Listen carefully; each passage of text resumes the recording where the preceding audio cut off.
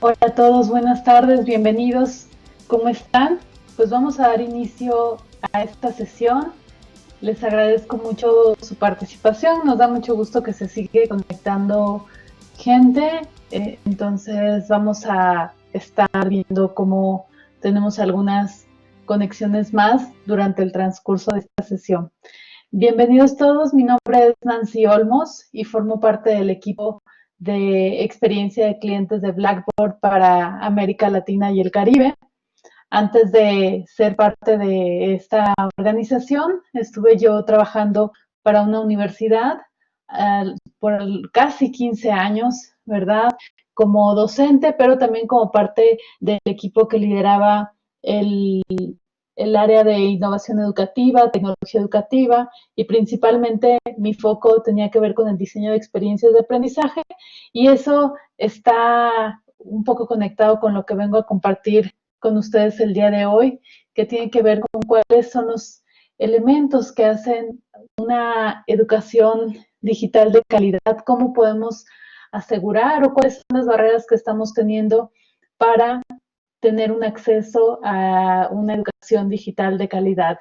Y parte de la intención de este espacio es que ustedes puedan ir generando ideas, cómo desde su trinchera, ¿verdad? Cómo desde su ámbito de acción y de posibilidades, ustedes pueden contribuir a que aseguremos este acceso hacia una educación digital de calidad. A lo largo de esta hora vamos a estar compartiendo algunos conceptos, dialogando un poco, ¿verdad? Vamos a empezar por reflexionar un poco acerca de qué es la educación digital de calidad. Vamos a compartir algunos conceptos propuestos por distintos autores de distintos lugares. Vamos a identificar cuáles son algunas que podríamos identificar como barreras para que esta educación de calidad, ya sea digital o no digital, se pueda dar. Y vamos a ver cómo ustedes desde su ámbito pueden empezar a ejercer ese poder de transformación y ese poder de acción al respecto. Primero que nada, quisiera invitarlos a que participen de esta pequeña encuesta. Es solo una pregunta la que les voy a hacer. ¿Qué es educación? Puede ser digital o no digital de calidad. Aquí nos vamos a centrar en qué es la educación y cómo conectamos el concepto de calidad con esta educación. Les voy a compartir aquí mismo el enlace. Esta es una encuesta a la que pueden entrar desde sus celulares, desde sus computadoras. Acabo de colocar en el chat el enlace de acceso y les acabo de compartir el código. Los invito a que se vayan conectando. Vamos a dar unos minutos para que puedan participar. Mientras tanto, voy a compartir con ustedes precisamente los resultados.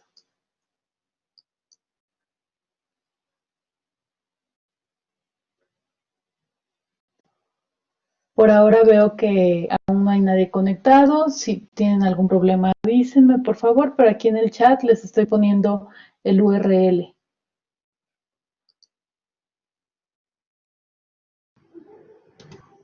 Sí, no, hola Nancy, hola a todos, un poco ahí ayudándote a entrar al menti.com desde sus celulares. Veo que ya hay 7 personas conectadas en la sala. Estamos alrededor de 60 personas. Los invito a que se conecten a esta encuesta. Vayan compartiendo con todos nosotros qué es, en una palabra o en una frase, qué es para ustedes educación de calidad. ¿Qué esperaríamos que existiera detrás de este concepto?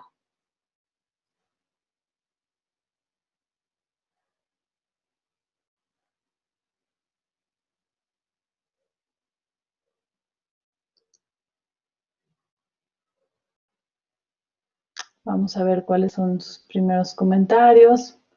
Por acá hablan de igualdad, una educación que sea eficaz, que genere progreso, aprender sin aburrimiento, brindar una educación a uno con profesionalismo, que lleve a aprender, ¿verdad? Como resultado, conocimientos, compartir conocimientos confiables para todos, la disposición, profesores de calidad, humanismo, aquella que es creativa, sentir que aprendemos, ¿ok? Tener buenos docentes y un buen horario de clase, brindarle a los alumnos información necesaria de manera entendible, haciendo uso de dinámicas, videos, resúmenes y que teníamos por acá.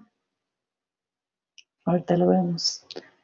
Buenas herramientas para estudiar, aprendizaje efectivo, educación que satisfaga las necesidades de los educandos, más las expectativas que puedan ser cubiertas por nuestros recursos.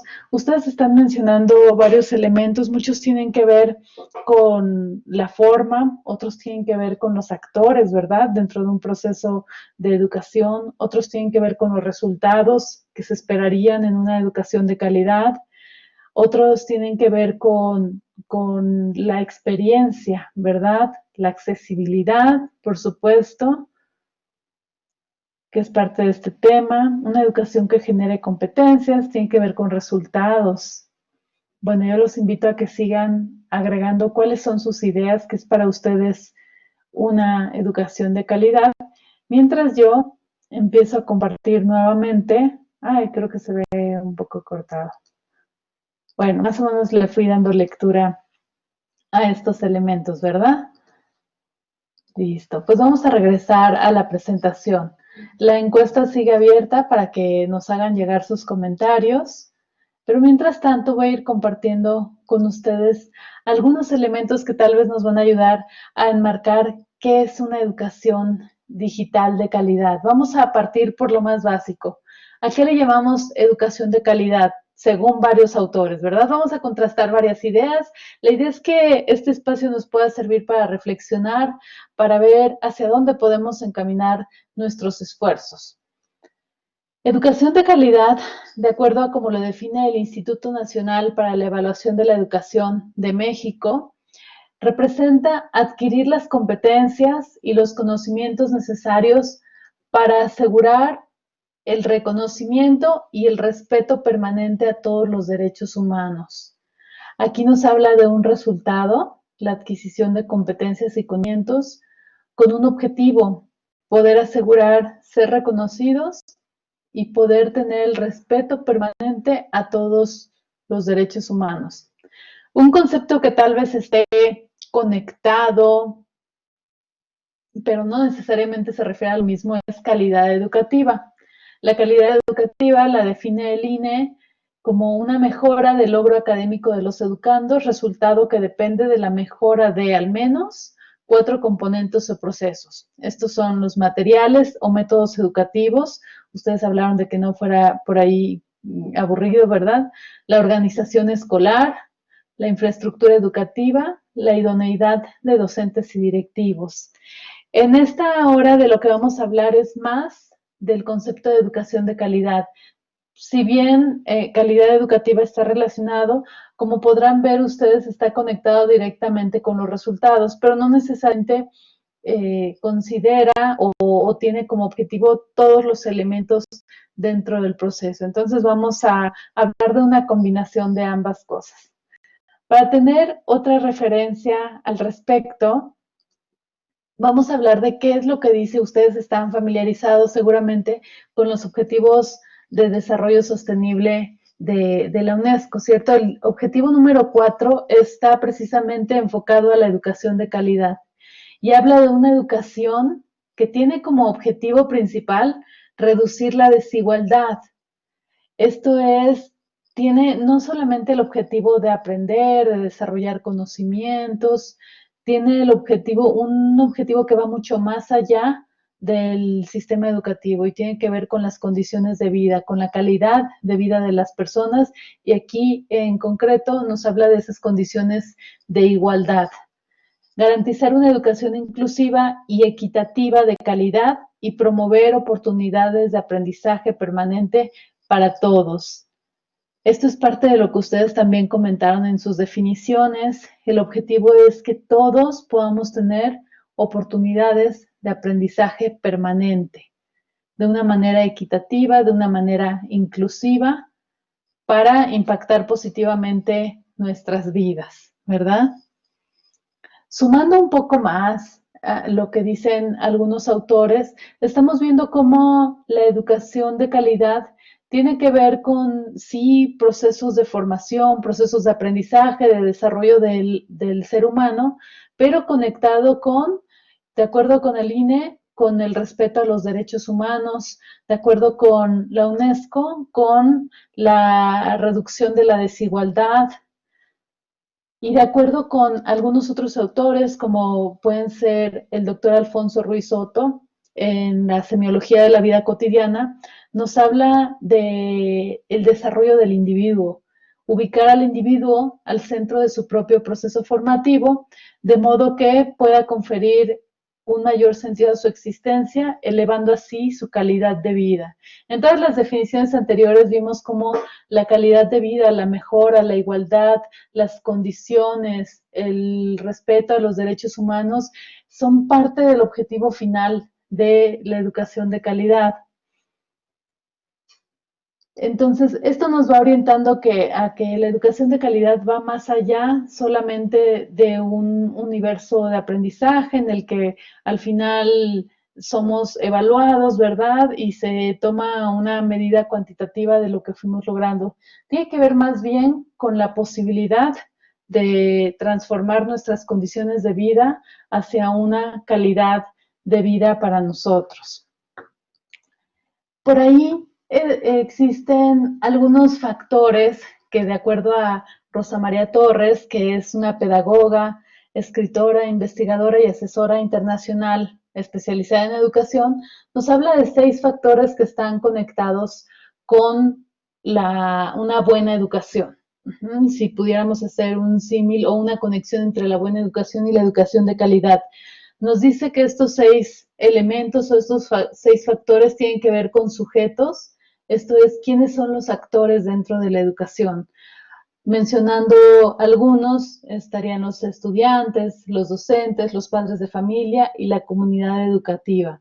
Este es un ejercicio que integra a mucho más de una persona y que busca que haya una interacción entre ellos. Eso nos lleva al segundo de los factores, las relaciones. ¿Qué tipo de vinculación, qué tipo de dependencia o qué tipo de impacto pueden tener estos distintos actores o sujetos, los estudiantes, los docentes, los padres de familia, la comunidad educativa dentro de su relacionamiento alrededor de la educación?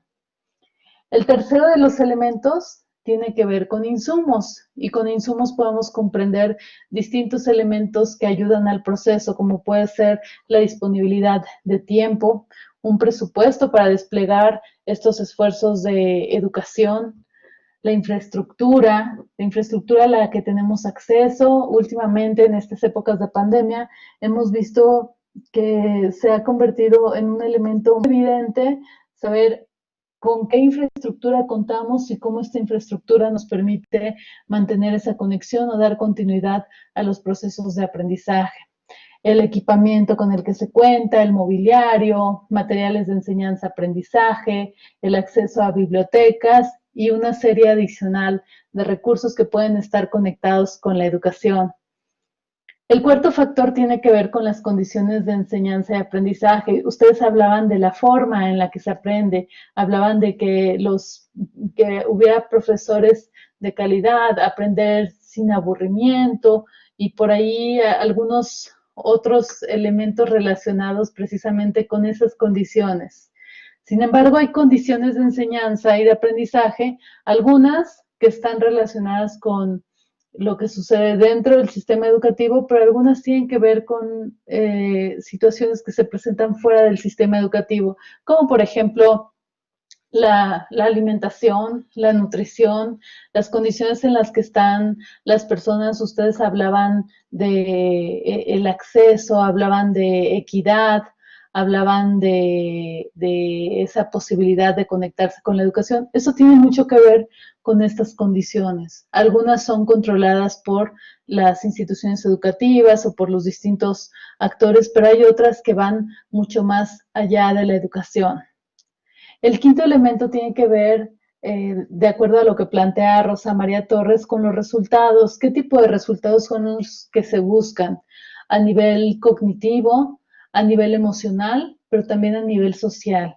Esto nos va alejando de la idea de que solamente tenemos como objetivo con la educación el desarrollo cognitivo de las personas. Hablamos de un desarrollo más integral, de un desarrollo que tiene que ver con el ser humano, con esa capacidad emocional, esa capacidad de convivencia y de relacionamiento con otros. Y claro, por supuesto, los resultados cognitivos. Eso sigue estando incluido.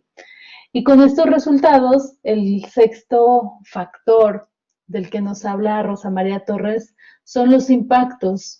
¿Cómo estos resultados van a impactar en la vida de los estudiantes o de los aprendices? Incluso de todos los actores, ¿verdad? A nivel personal, a nivel familiar, a nivel de la comunidad. ¿Cuál es el impacto de que un individuo logre ese desarrollo, de que un individuo participe de este factor, ¿verdad? Entonces, aquí vamos tomando algunos elementos como orientación hacia qué deberíamos de estar pensando, en qué nos deberíamos de estar fijando si quisiéramos hacer alguna propuesta con respecto a cómo lograr una educación de calidad o una buena educación. Existe, por otro lado, hay una segunda propuesta y esta segunda propuesta fue hecha por Miguel Brechner. Él es un experto en educación y es fundador del Plan Ceibal en Uruguay. Él habla de 6 componentes clave y vamos a ir viendo aquí qué tipo de similitudes tiene con el listado anterior que revisamos de los factores. Aquí nos habla de la existencia de nuevas pedagogías. Insisto, ustedes ponían por aquí que una educación de calidad significaba aprender efectivamente y significaba también que sea simple, fácil, que sea algo que suceda de forma natural. Y me llamó mucho la atención el sin aburrimiento. Pues eso tiene que ver también con las nuevas pedagogías. Hay nuevas pedagogías que están enfocadas al desarrollo de aprendizajes profundos, un aprendizaje que deje huella y con el que siga el individuo que aprende a lo largo de toda la vida. Ese es el primero de los componentes que propone Miguel Brechner.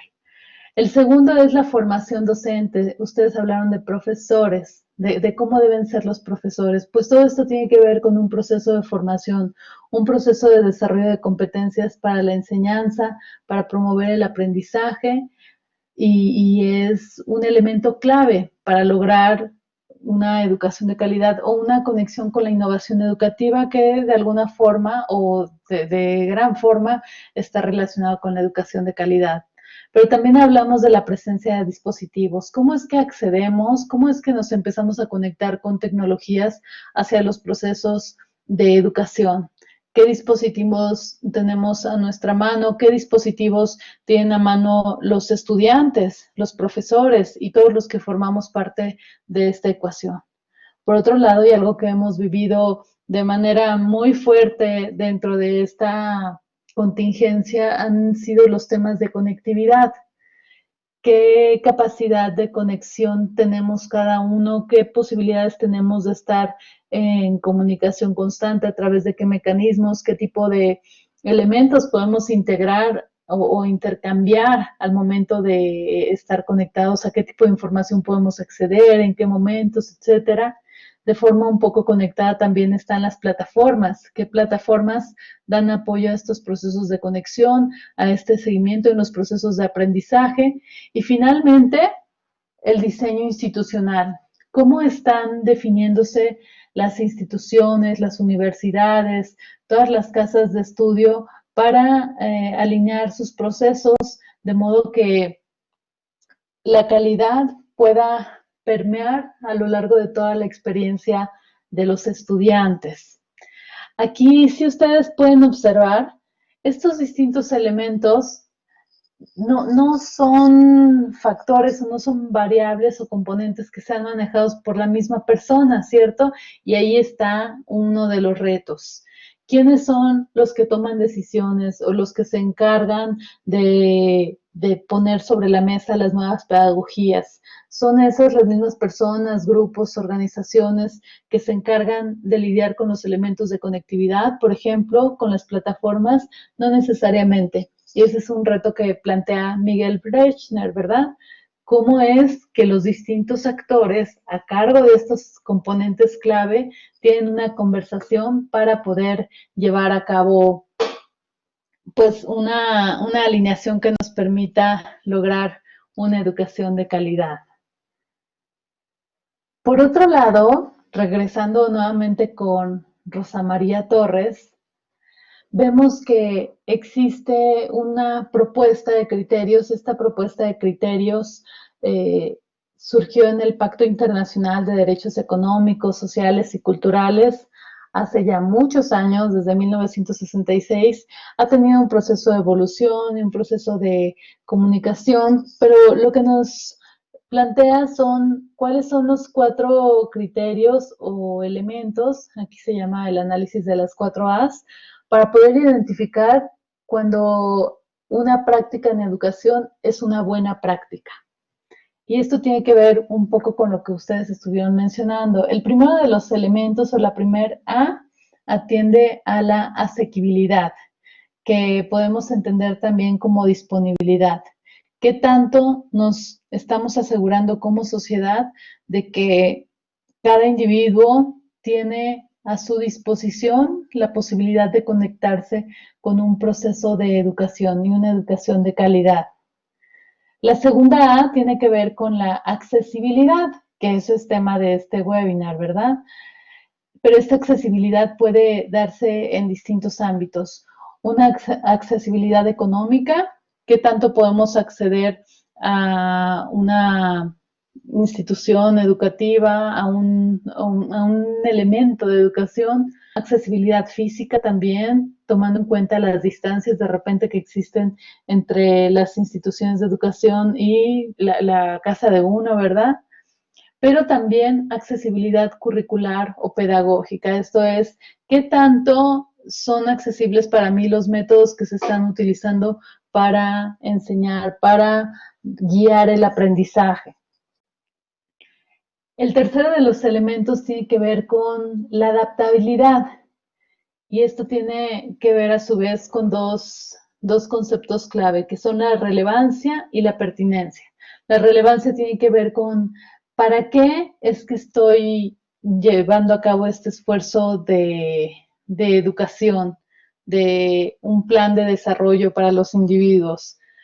Es relevante para las personas que lo están recibiendo, es aplicable, es algo que pueda transformar su realidad. Y por otro lado, la pertinencia. ¿Para quién es aplicable esto?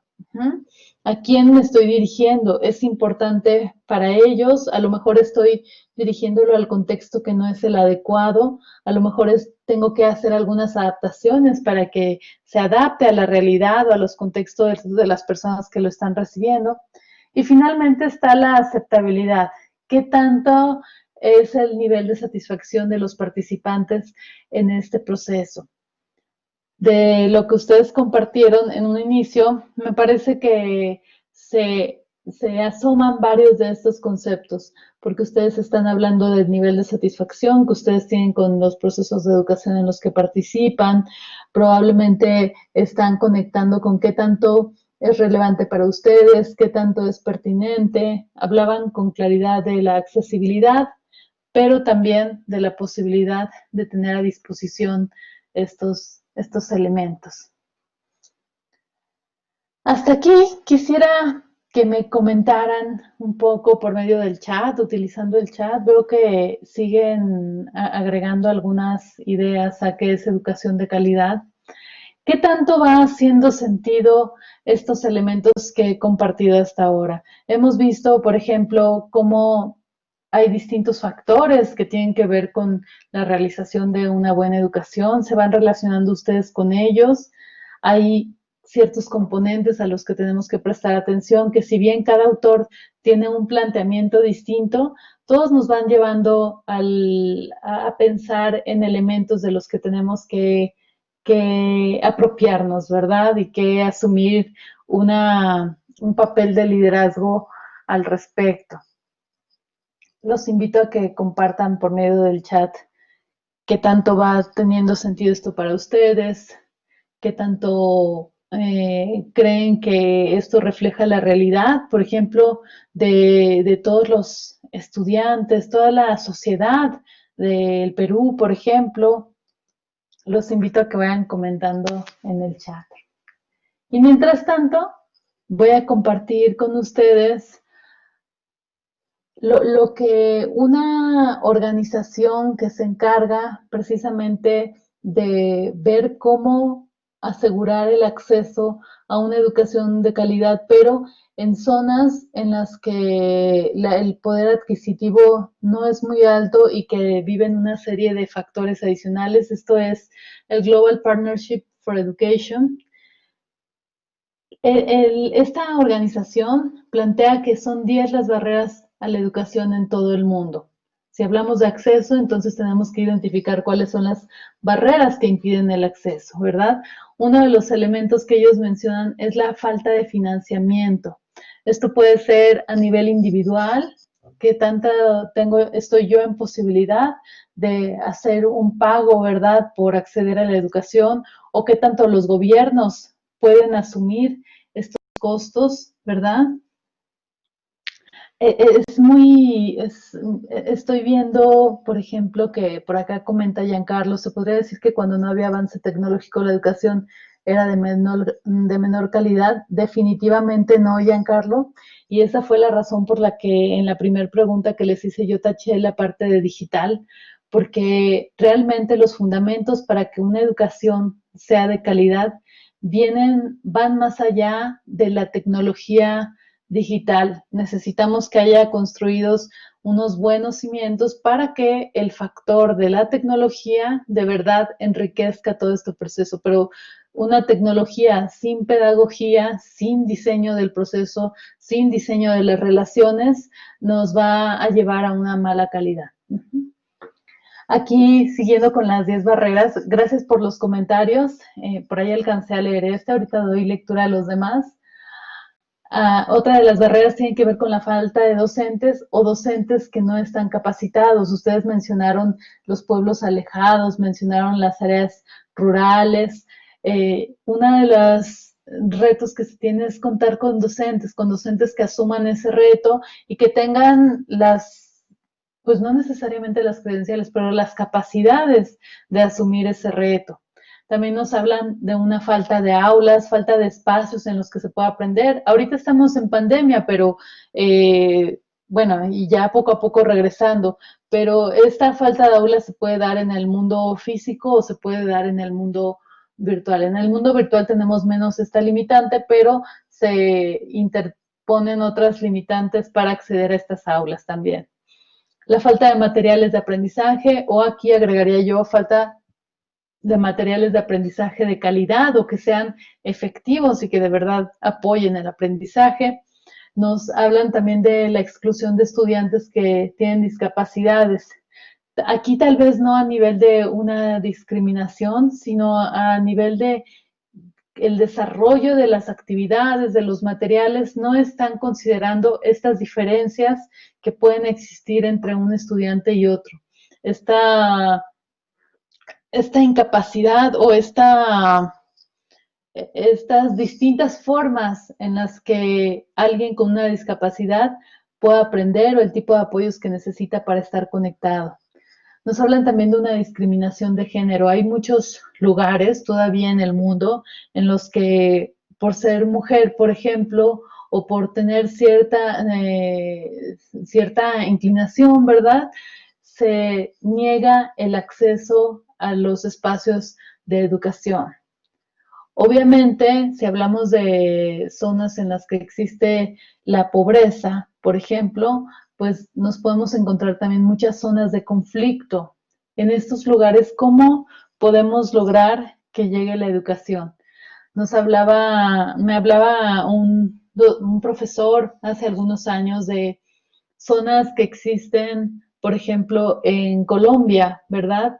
Zonas en las que hay habitantes, hay gente que está en edad de estudiar, bueno, que en realidad en cualquier edad podemos estudiar, pero los docentes no tienen la posibilidad de llegar físicamente a esos lugares porque son zonas inseguras, zonas de guerra. Entonces esa es otra de las barreras.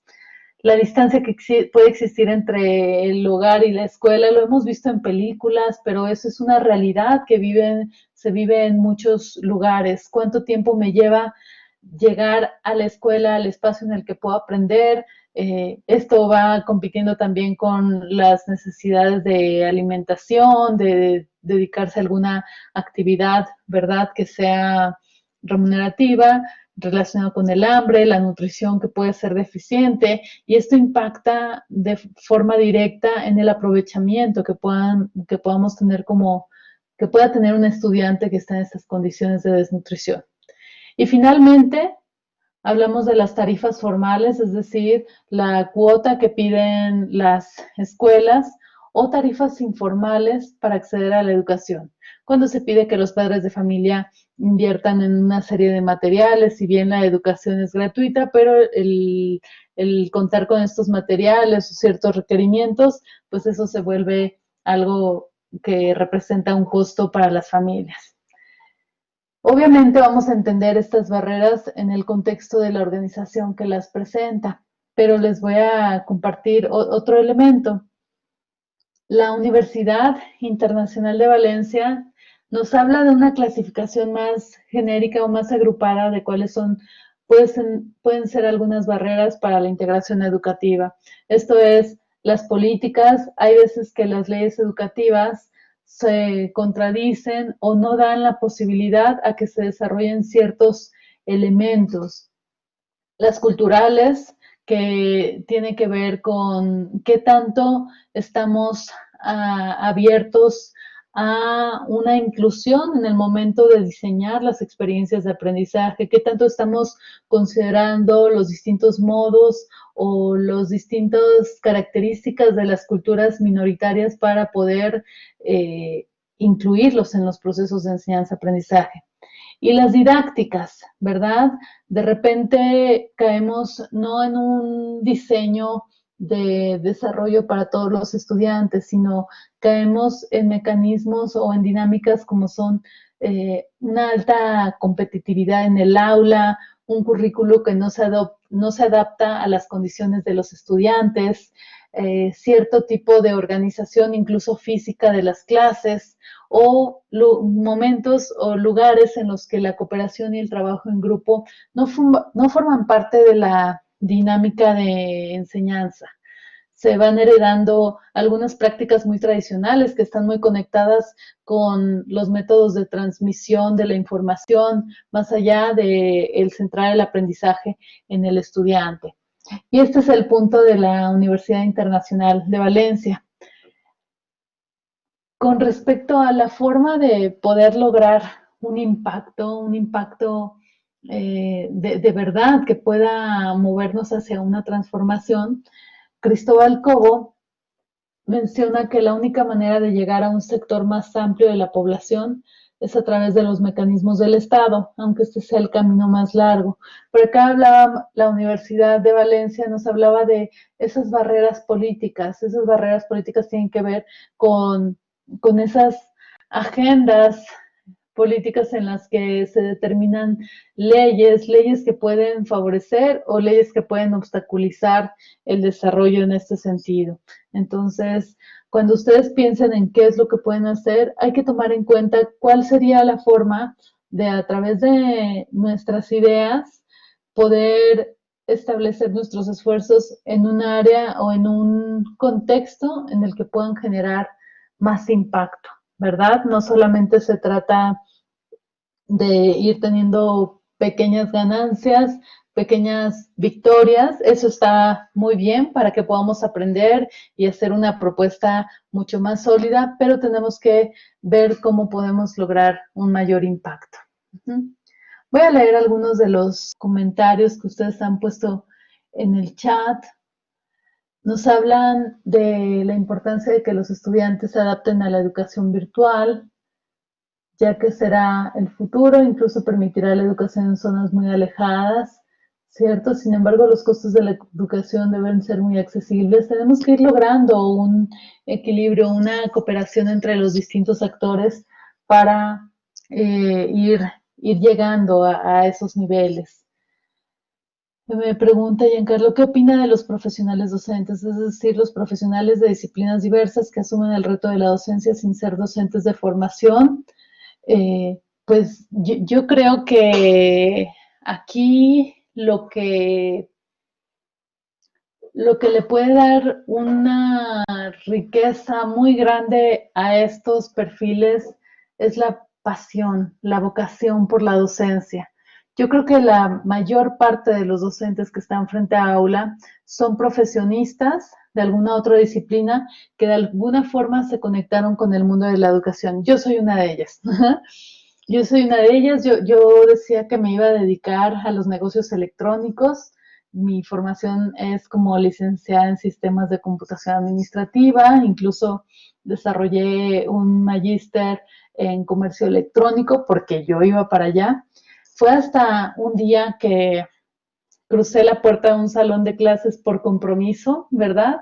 Por dar respuesta a una directora de departamento que necesitaba apoyo.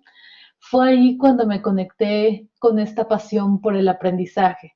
Y fue ahí donde a mí me quedó claro que no era suficiente ser una profesionista en mi disciplina, que tenía que entender qué era lo que había detrás de esa posibilidad de crear ambientes de aprendizaje, cómo es que me surgió ese interés por entender cómo es que como seres humanos aprendemos, qué era lo que tenía yo que provocar en los estudiantes. Y ahí me fui conectando con estrategias, con métodos. Si bien mi perfil en tecnología era fuerte, empecé a buscar el sentido del uso de la tecnología. Entonces, yo creo que es muy rico que haya este tipo de profesionales. Sin embargo, es importante o que se preparen como docentes, es decir, que vayan desarrollando esas capacidades, esas competencias de docencia, o se hagan acompañar de personas que son expertas en el tema y que los pueden orientar en esto. Sí, la pasión por la enseñanza, así es. Yo me considero una apasionada del aprendizaje y creo que es lo que me mantiene reinventándome día a día y me mantiene pues en este mundo, ¿verdad? En este mundo de la educación. Voy a seguir un poquito con lo que tengo preparado para compartir con ustedes. Quise primero ahondar en cuáles son los elementos en los que podemos pensar para buscar una transformación, si es que creemos que es necesaria una transformación. Yo pensaría que una mejora siempre es pertinente en cualquier proceso, por eso es que quise compartir algunos de los elementos desde distintos puntos de vista como resultado de distintos procesos de investigación para identificar en dónde podemos impactar. Pero si bien el título de esta charla, de este taller, es acceso a una educación digital de calidad, pues claro que con digital la tecnología no puede quedar fuera. Sin embargo, quiero compartir con ustedes este artículo. Este artículo fue generado por Rubén Vázquez para una revista que se llama Red Forbes. Y lo que él dice aquí, o lo que pone en evidencia, es que es necesario contar con una estrategia digital nacional que sea efectiva. Nos habla de cómo todos los gobiernos, todos los países reaccionamos como pudimos, ¿verdad?, ante esta situación de contingencia. Sin embargo, es importante que esto se vaya convirtiendo en parte del día a día, que se vaya convirtiendo en la definición de una estrategia digital que podamos aplicar de aquí en adelante, vinculándolo con los procesos de capacitación docente. Aquí sobre todo si fuimos docentes o no docentes de formación, de profesión inicial, siempre va a ser importante conectar para poder aprovechar la tecnología, poder conectar esos fundamentos de docencia con el uso de la tecnología para de verdad darles valor. Nos habla de un desarrollo de planes y programas de estudios y nos habla también de convenios con las plataformas digitales. Necesitamos llegar a esa integración en la que los distintos elementos o los distintos factores vayan logrando un equilibrio. La tecnología por sí sola no va a lograr mucho si no tiene un fundamento sólido. Entonces, aquí voy leyendo de vez en cuando el chat. Dice, el problema es la metodología de los profesionales que enseñan o la falta de alcance de la educación en regiones alejadas. Yo creo que no hay una respuesta única. Yo pensaría que tiene que ver con el equilibrio de todos los actores y de todos los factores que pueden incidir o provocar o ayudar a que se desarrolle una educación de calidad. La metodología es importante que conozcamos qué es lo que estamos haciendo, cuáles son los métodos que estamos aplicando para saber si podremos llegar a los resultados que estamos esperando, pero también es importante que resolvamos temas relacionados con poder llegar a todos los que necesitan estas oportunidades de educación. Entonces, no sería una respuesta simple. Yo pensaría en el tomar cuidado y lograr acciones, lograr avances en los distintos factores. Por eso me gustó el punto de vista que les mostraba precisamente de Brechner, en el que nos habla de componentes clave que tienen que entrar en comunicación y que tienen que lograr conversar en una manera proactiva, holística, para lograr resultados.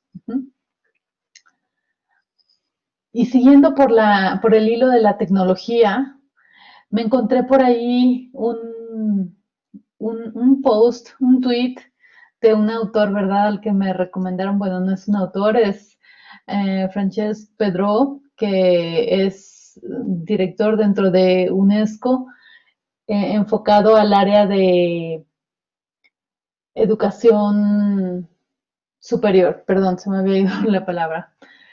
Y él encuentra dentro de una publicación que es las Crónicas de la Educación Superior, un artículo en el que nos hablan de cómo los gurús de la tecnología prometen que ellos van a resolver todos los problemas que tiene la academia. Ajá. Y una afirmación que dice que eso no es así. Les voy a compartir ese artículo más adelante, déjenme ahorita, traigo el enlace para compartírselo. Precisamente lo que deja de evidencia este artículo es que precisamente, bueno, no tengo el artículo directo, pero les comparto el enlace del tweet. Es que si no tenemos una fundamentación correcta, realmente la tecnología no va a hacer la diferencia. La tecnología por sí sola no va a hacer una transformación. Necesitamos que los distintos factores, los distintos elementos que tienen que ver con el desarrollo de una educación en calidad estén en comunión, estén en alineación y estén avanzando de manera coordinada. Entonces, sí, por aquí yo les mencioné algunos elementos de tecnología, como pueden ser los dispositivos, la conectividad, las plataformas, pero ellos no lograrían el impacto necesario si no van alineados de un diseño institucional que tiene que ver con el diseño de procesos, si no van alineados a los procesos de formación docente, del desarrollo de competencias de los docentes digitales y el acceso a pedagogías que den soporte, que den apoyo o fundamento a todos los esfuerzos que podamos hacer. Entonces, ¿qué es lo que podemos hacer? ¿Nos interesa una educación de calidad? Seguramente sí, porque estamos conectados en este espacio y conversando al respecto. Pero ¿qué podemos hacer?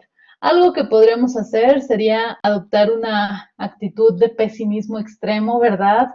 Enojarnos y frustrarnos por todas las cosas que no están sucediendo, por todas las cosas que vemos como imposibles de suceder y por todas las cosas que se están convirtiendo en impedimentos o en factores que provocan una inequidad, una inaccesibilidad y todo lo contrario, en lugar de llegar a una educación de calidad, llegar a una educación que nada más existe por cumplir, ¿verdad? Podríamos adoptar ese extremo, esa actitud.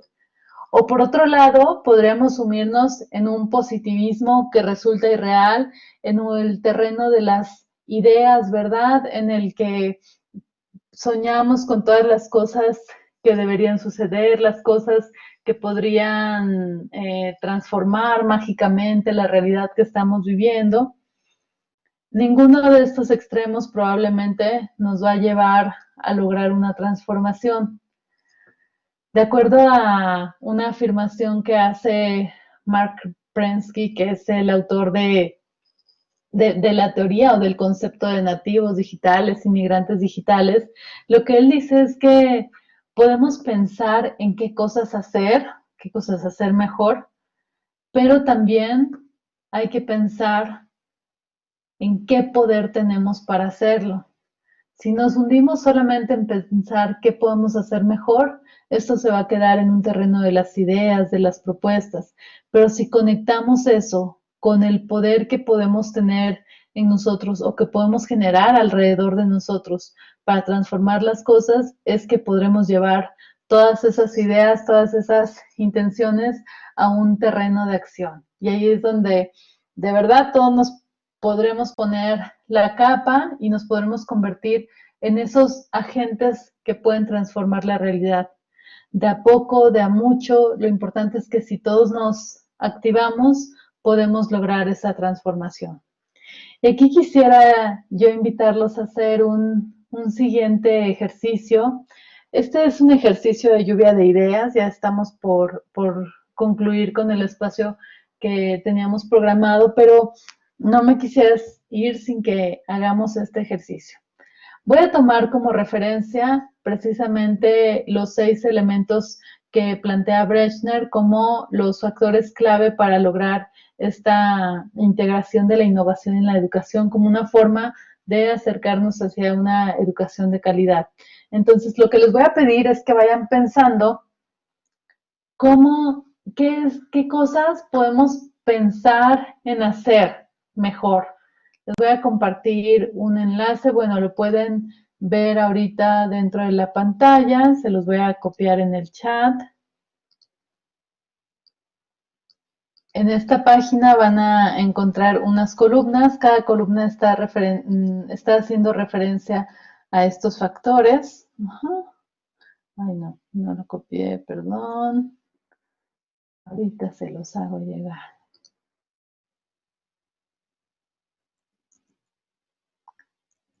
Es que hice lo contrario. Aquí está. Los invito a que coloquen aquí algunas ideas de qué cosas pueden pensar en hacer, qué cosas nos pueden ir conectando con acciones que van a permitir que poco a poco o a grandes pasos o una combinación de ambas cosas podamos ir logrando cambios que nos lleven hacia promover el acceso a una educación en general y una educación en particular digital que sea de calidad. Les estoy compartiendo aquí ese tablero. Ok. Bueno, vamos a dejar que vayan agregando sus ideas. Mientras tanto, si quieren, voy a abrir el micrófono para que ustedes puedan bueno, más bien abro el chat, no sé si tengan alguna pregunta que quieran hacer. Ahorita que vayan compartiendo más, les voy a compartir nuevamente el tablero. Voy a dar lectura a lo que fueron comentando en el chat. Por ejemplo, a ver, dice, el acceso y la inclusión es muy importante, pero aún más la capacitación de los educadores, quienes son de los que reparten el conocimiento hacia sus estudiantes. Claro que los educadores son una pieza fundamental, pero somos pieza fundamental también todos, porque desde el momento en el que entendamos cuáles son las acciones, las decisiones o los elementos que están provocando la falta de acceso y la falta de un pensamiento inclusivo que tenga presente que no todos somos iguales, que hay diferencias y que esas diferencias nos enriquecen, pero que también nos ponen el reto de pensar en cómo poder satisfacer las necesidades de educación y de desarrollo a partir de esas diferencias, es que vamos a lograr plantear algo. Es un reto grande para el docente, sí, claro, porque es el que está frente al aula, es el que está diseñando las experiencias de aprendizaje, es quien está entrando en contacto directo, pero además del docente también está la casa, ¿verdad? ¿Qué tanto en los hogares se está teniendo una conciencia de este pensamiento inclusivo, de estas condiciones para la accesibilidad? ¿Qué tanto como sociedad estamos abiertos a eso? Recuerden que esto tiene que ser una ecuación en la que todos nos vayamos combinando.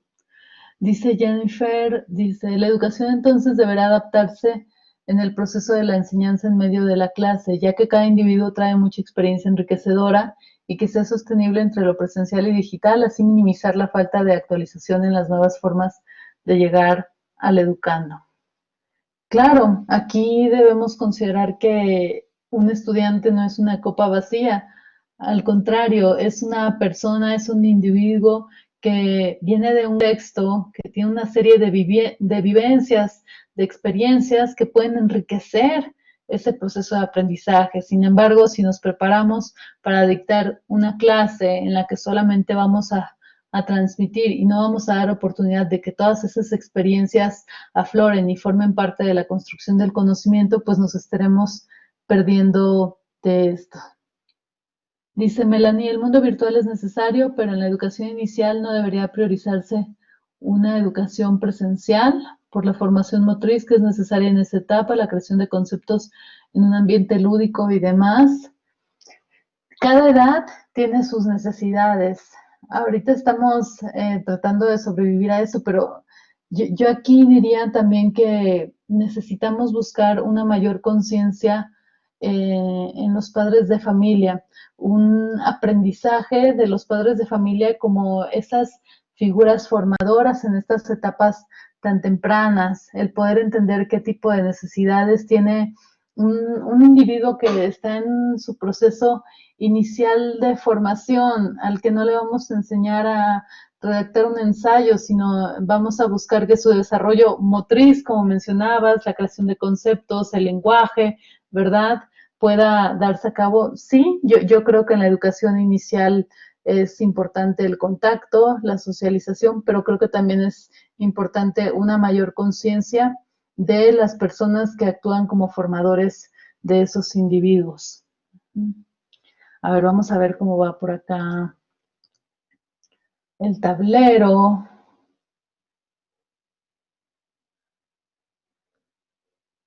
A ver, por acá les voy a... Ustedes pueden darle like a las ideas que les vayan gustando.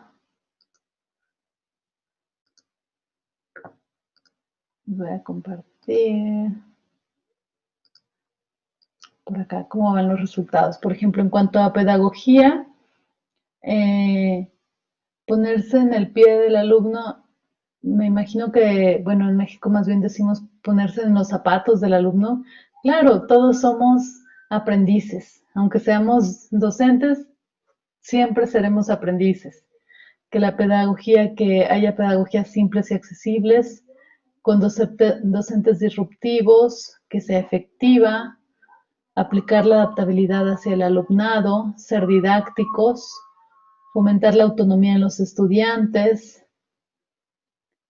tiene que actualizarse, sí, los métodos tienen que, no necesariamente, bueno, sí actualizarse, pero repensarse. ¿Qué tanto la forma en la que se llevaba a cabo esta metodología antes es la forma en la que se lleva a cabo aquí? ¿O qué tanto tendría que haber un proceso de adaptación o de combinación con las posibilidades que tenemos ahora?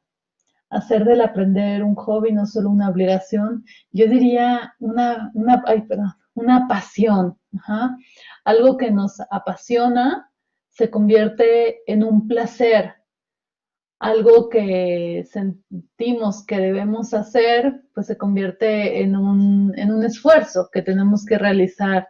Entonces necesitamos encontrar esa pasión en nosotros y despertar esa pasión. En cuanto a la formación docente, nos hablan de programas de actualización, capacitaciones gratuitas y hoy estamos en unas posibilidades enormes para que esto suceda. Tenemos acceso a muchos cursos, muchos ofrecidos por distintas organizaciones y de forma gratuita para los docentes. Cursos en redes y tecnología, calidad, adaptación y empatía hacia los docentes, capacitaciones en metodologías activas. La autocapacitación es sencilla, correcto, como les decía, tenemos ya el acceso abierto, la llave de muchas opciones de capacitación en cuanto a dispositivos, adaptar dispositivos que están al alcance de todos. Existe por ahí ¿cómo le llamaremos? Metodología, un concepto que se llama Bring Your Own Device, en el que los profesores plantean el diseño de las actividades de aprendizaje considerando que puede haber una diversidad de dispositivos con los que los estudiantes estén interactuando, que sean accesibles, uso de libros y discos que sean básicos y sin demasiados apps. De repente nos agarra la fiebre de los apps, ¿verdad? Lo importante es que les demos el contexto adecuado. También es importante aprender a estar con nosotros mismos, ¿verdad? Y con quienes nos rodean, nuestras familias. La conectividad en zonas rurales se convierte en un reto. Entonces, ¿qué tipo de tecnologías podríamos utilizar si la conectividad es un elemento que actúa en contra? Mayor cobertura. Ahorita hemos puesto en jaque a todos los proveedores de servicios de Internet, ¿verdad? Porque estamos demandándoles más y todos al mismo tiempo. Bueno, yo los invito a que sigan colocando aquí las ideas que ustedes tienen, voten por aquellas con las que comulguen, ¿verdad? Y tomen en cuenta todas estas ideas propuestas y vayan conectando con el cómo podríamos, ahorita pensamos en el qué podría ser mejor, qué podemos pensar en hacer mejor. Después, el siguiente paso sería irlo conectando con el cómo puedo ir logrando esa transformación al respecto. El tablero se va a quedar abierto para que ustedes puedan seguir colocando ideas o puedan seguir consultando lo que pues todos fueron colocando. Yo les doy las gracias y le doy la palabra a Silvana. Perdón, me extendí tantito, pero ya quítame el micrófono, Silvana. No, no te estoy quitando, Nancy. Yo tenía una pregunta respecto a lo que se hablaba. ¿Y en qué momento metemos estos temas? Porque cuando hablamos de Silvana, acceso, yo no te escucho. ¿no me escuchan? Ahora, ¿Ustedes escuchan a Silvana? ¿Sí? Ok, soy yo. Voy a recargar.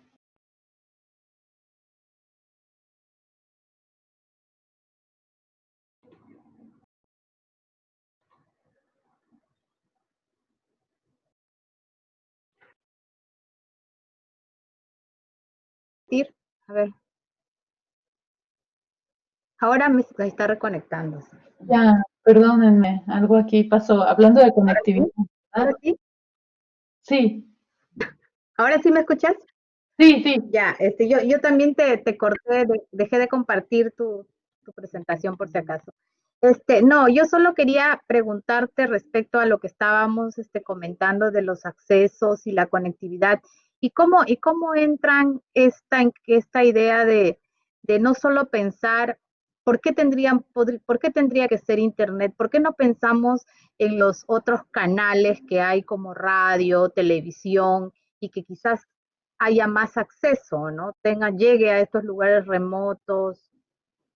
Claro, Eh, claro, esa parte, yo veo claro. que estamos pensando mucho en Internet, pero también hay otros canales, otras maneras de comunicar, ¿no? Canales, usar otros canales. Sí, y pueden ser canales combinados. Carlos Marcelo Crespo comenta que sería, solo escucharían un canal de TV. A lo mejor podemos pensar en una combinación de distintas tecnologías. No todas las tecnologías son digitales. Ajá.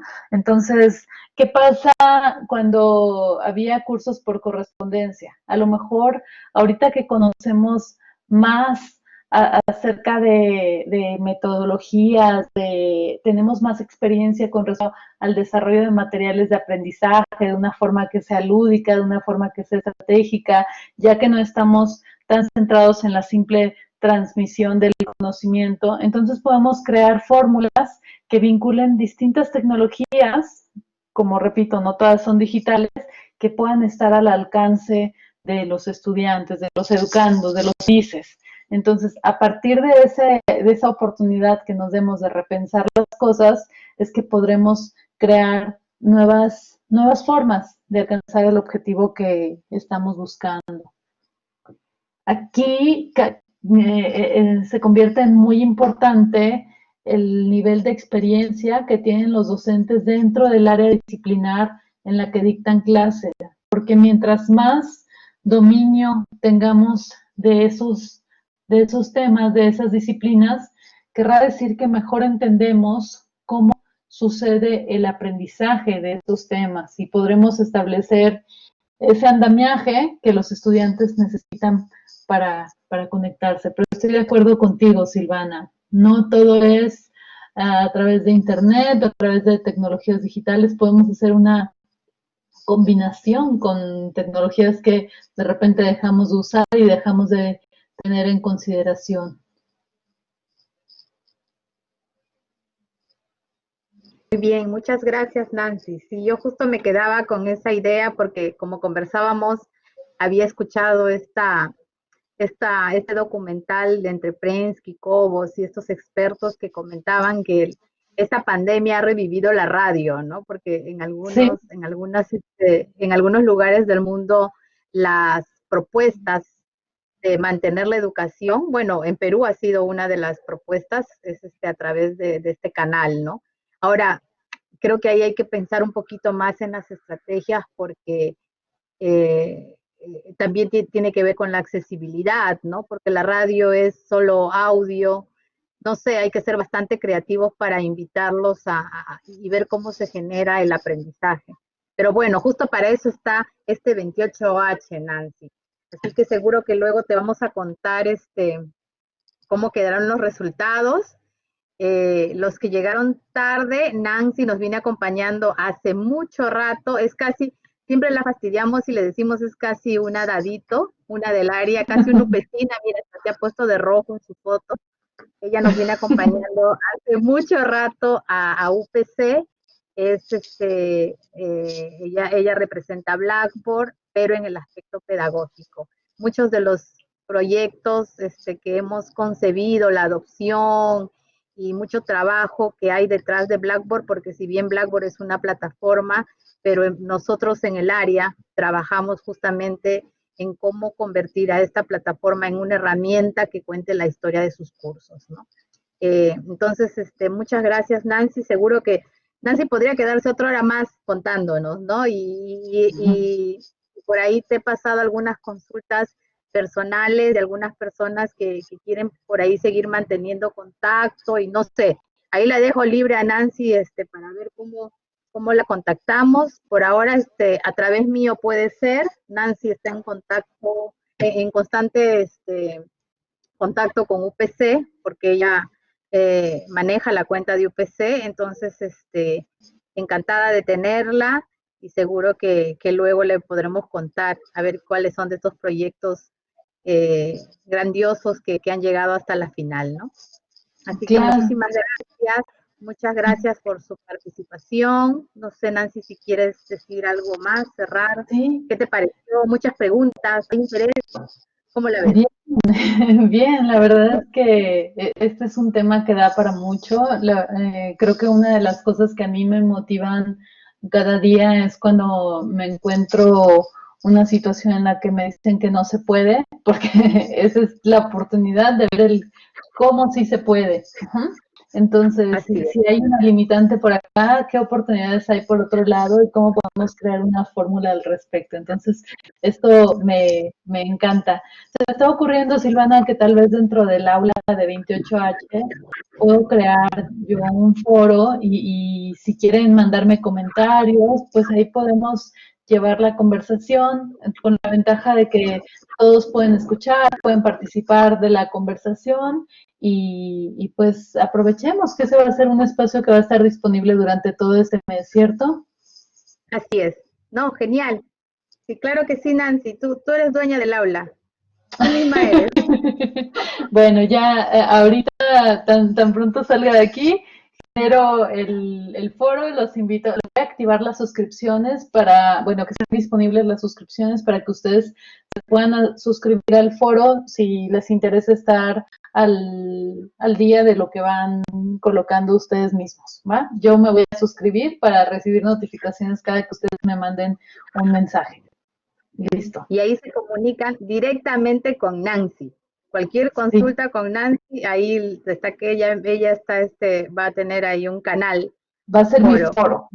Sí, su foro. Muy bien.